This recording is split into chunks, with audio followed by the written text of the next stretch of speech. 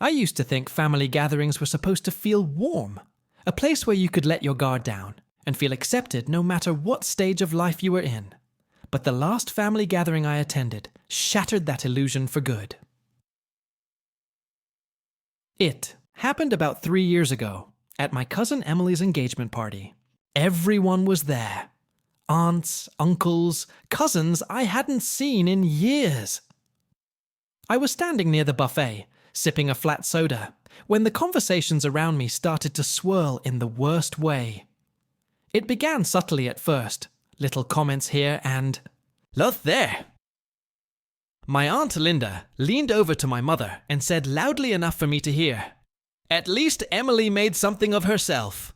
Not everyone here can say that." They both looked at me and chuckled. I swallowed my pride and walked away, pretending to be fascinated by the cheese platter. Then my Uncle Steve, who had clearly had a few too many beers, decided to really make a show of it. He clinked his glass with a fork to get everyone's attention and raised his voice above the music. "You know," he said, slurring slightly, "some of us are celebrating real accomplishments tonight. College degrees, new houses, promotions. Not like some people around here who still live like teenagers." He stared directly at me, smiling like he thought he was the funniest guy in the world. The laughter that followed was deafening in my ears. I felt like I was shrinking, like the walls were closing in. My own mother didn't defend me. She just smiled awkwardly and sipped her wine. I wanted to disappear. I wanted the ground to open up and swallow me whole. But I didn't give them the satisfaction of seeing me break. I stayed through the rest of the night, smiled when necessary, and left as soon as I could without making a scene. What they didn't know, what none of them cared to ask, was that I'd been working my butt off for the last 2 years. I had left a stable, boring job to start my own business. It wasn't glamorous yet. I was working out of a tiny apartment, barely making ends meet, sacrificing nights out, vacations, everything. But I believed in what I was building. After that night, I cut contact. I stopped attending family events. I stopped answering calls and texts that always seemed to end with some passive-aggressive remark. I poured everything I had into my business. Every ounce of anger, humiliation, and hurt became fuel. And slowly, painfully, it paid off. My business started growing. First a little, then a lot. I landed a few big clients, moved into a real office, hired a few employees, then I moved into a better apartment. I traveled. I upgraded my entire life, piece by piece, while they were still laughing at the person they thought I was. Then, just last month, I got a call from a number I didn't recognize. I usually ignore unknown numbers, but something told me to pick. This one up, it was Uncle Steve. At first, I didn't recognize his voice. It sounded shaky, uncertain, a far cry from the loud, booming man who had humiliated me years ago. He stumbled through small talk for a few minutes before getting to the real reason he was calling. Their family business, the same one that had been passed down for generations, was in trouble. Big trouble. They had taken some bad loans, made some bad decisions, and were now on the brink of bankruptcy. They needed an investor. Someone successful. Someone with cash flow. Someone like me. I let the silence hang for a moment. Then he said it. The words I never thought I'd hear. "We were wrong about you," he said, voice barely above a whisper. You're doing really well for yourself. We're proud of you, and we could really use your help." I almost laughed out loud. Proud? After the public humiliation? After the years of being treated like a joke? I told him I'd think about it and hung up without promising anything. I sat there for a long time, phone still in my hand, staring at the window. I wasn't angry anymore. That was the weird part. I wasn't hurt either. I had grown beyond them. Their opinions didn't define me anymore. Their approval wasn't something I craved. It was almost funny, really. The same people who once celebrated my supposed failure now needed me to save them from their own. And the best part? I still hadn't decided whether I even wanted to lift a finger. After I hung up on Uncle Steve, the calls started coming faster. First from Aunt Linda, then from my mother, then from my cousin Emily herself, the golden child. Everyone who had once snickered behind my back now suddenly remembered I existed. They all told some version of the same story. How hard things were, how the economy was unfair, how families should stick together.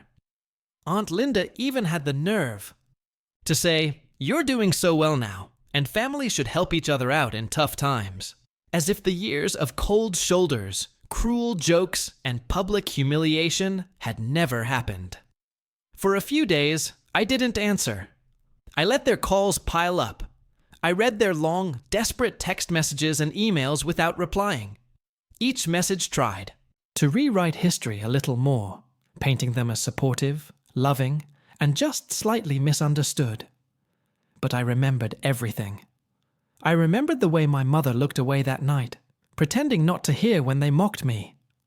I remembered the sting of being laughed at by people who were supposed to love me unconditionally.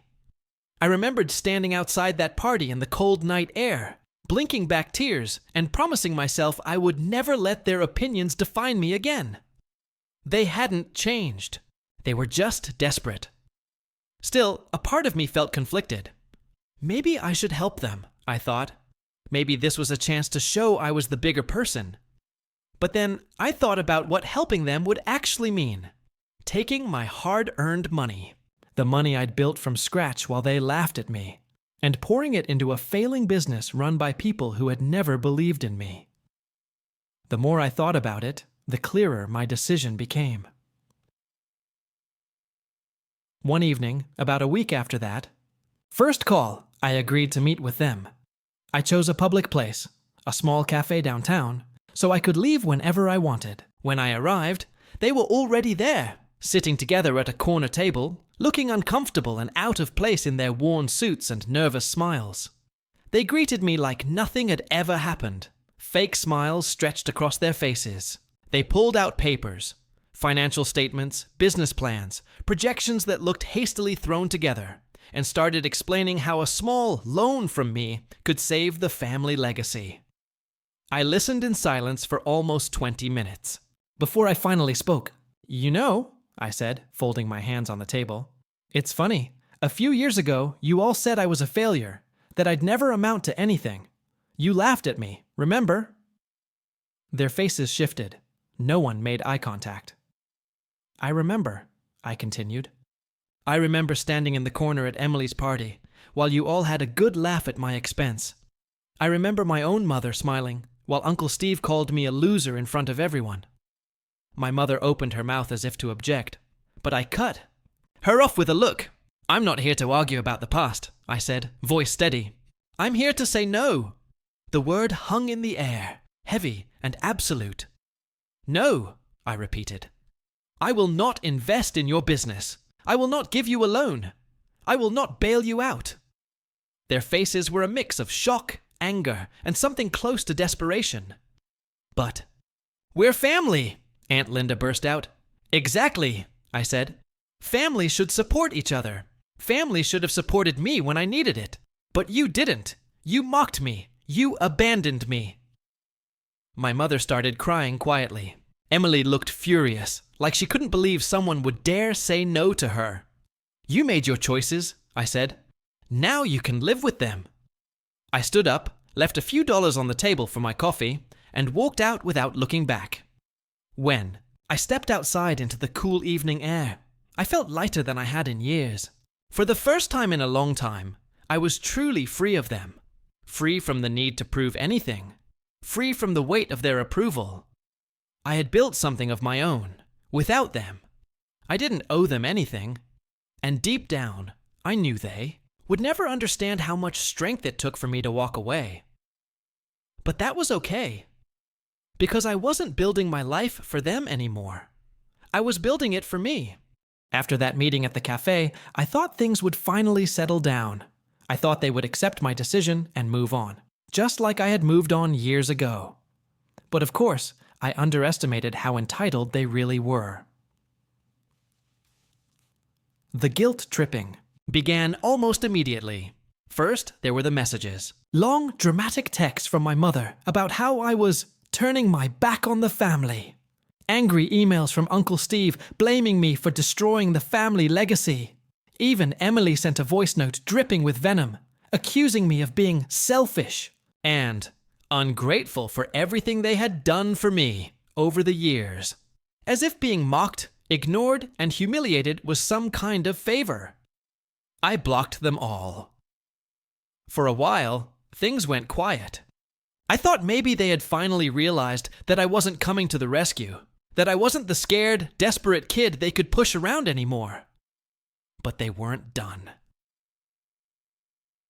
One morning, about 2 weeks later, I woke up to find my phone buzzing, non-stop. Notifications from friends, old classmates, even co-workers, all sending me the same link. It was a Facebook post, public of course, made by none other than my mother. In it, she told a heart-wrenching story about how their beloved family business was on the brink of collapse, and how one family member who had made it big had cruelly turned his back on those who loved and raised him. She never used my name, but everyone knew exactly who she meant. The comments were a mess. Some people who didn't know the full story, sided with her, calling me heartless and selfish. Others, people who had seen how I was treated over the years, defended me. But the damage was done. For days, I couldn't even open my phone without seeing new messages, new judgmental comments, new whispers behind my back. It hurt. I won't lie about that.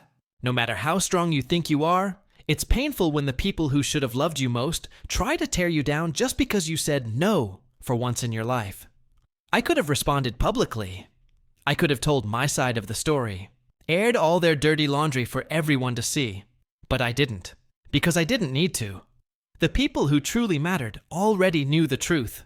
The ones who judged me without even asking for my side were never worth keeping around anyway. Still, the whole thing left a bitter taste in my mouth. I realized, maybe for the first time, that I wasn't just freeing myself from their expectations. I was freeing myself from their entire existence. They weren't my family anymore, not in the ways that mattered. Family is supposed to be about love, support, and understanding. It's supposed to be about lifting each other up, not tearing each other down. It's supposed to be about unconditional care, not transactional favors. They had chosen their version of family long ago, the one where you were only worth something if you were useful to them. And I had finally, fully chosen mine. The one where I didn't need their approval or their validation to know my own worth.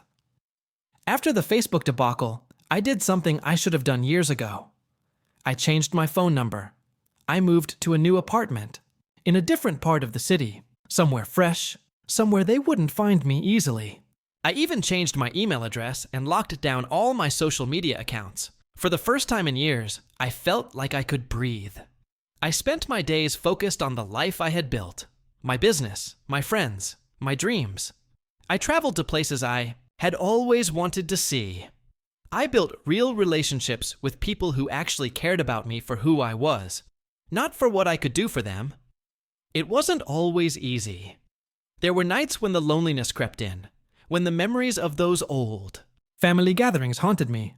Times when I wondered if maybe, just maybe, I was being too harsh. But then I remembered the cold laughter, the slammed doors, the sneers, the betrayal, and I knew. I wasn't wrong. I had chosen peace over toxicity, self-respect over obligation, my future over their grudges. They had closed the door on me a long time ago. All I had done was finally lock it, and this time I wasn't going to open it again.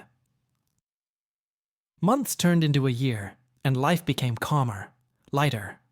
There were still moments when the past tugged at me, random memories, small pangs of grief for the family I wished I had rather than the one I was given.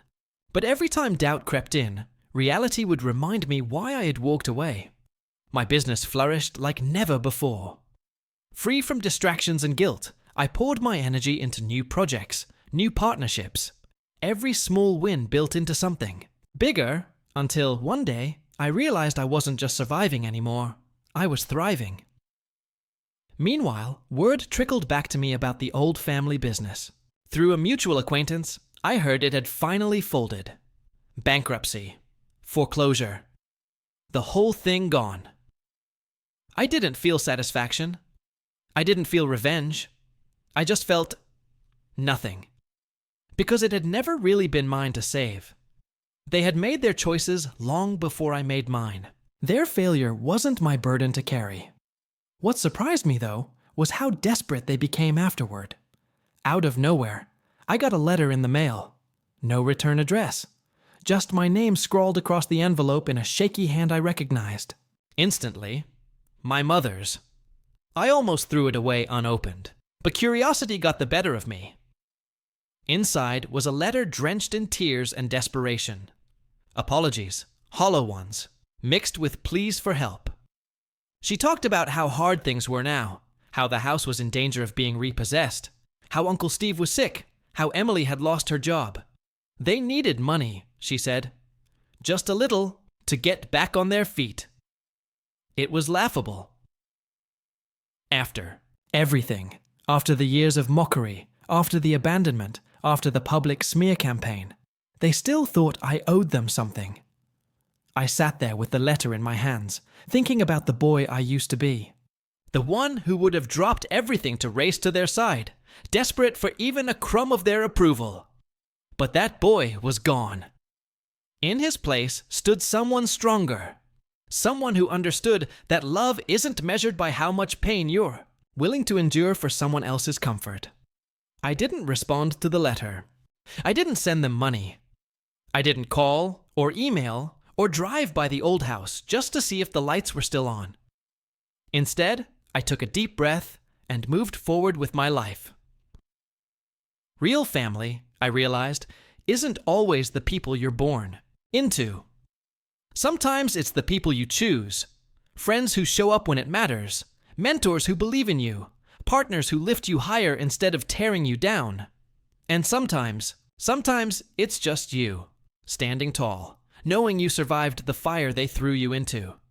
I celebrated small milestones with people who cared. I threw a party when my business hit a new revenue goal. I traveled to places that had once been just pictures on my bedroom wall. I lived the life they said I would never be capable of having. And with every step forward, their voices grew fainter, their power over me weaker. They said I was a failure. They laughed when I dreamed. They slammed the doors in my face. And now they were the ones trapped behind walls they built themselves. I wasn't trapped anymore. I wasn't bitter. I wasn't angry. I was free, truly, completely free. That freedom didn't come from revenge, or proving them wrong, or waiting for an apology that would never come. It came from knowing that I didn't need anything from them. Not their approval, not their forgiveness, not even their love. I had built something stronger within myself, a foundation no one could knock down, and that was more powerful than anything they could ever take away from me. In the end, the life I built for myself wasn't just better because it was free of their judgment. It was better because it was finally mine. Every win, every joy, every quiet morning with a cup of coffee and no fear in my chest, it was all mine. Not a gift they gave me, not something they could claim credit for. Mine. And as I stood looking out over the city, I had made my home. With the sun setting in AC Wharf, blaze of gold and fire, I smiled. Not because they needed me now, not because they finally saw my worth, but because I had known it all along, and that was enough.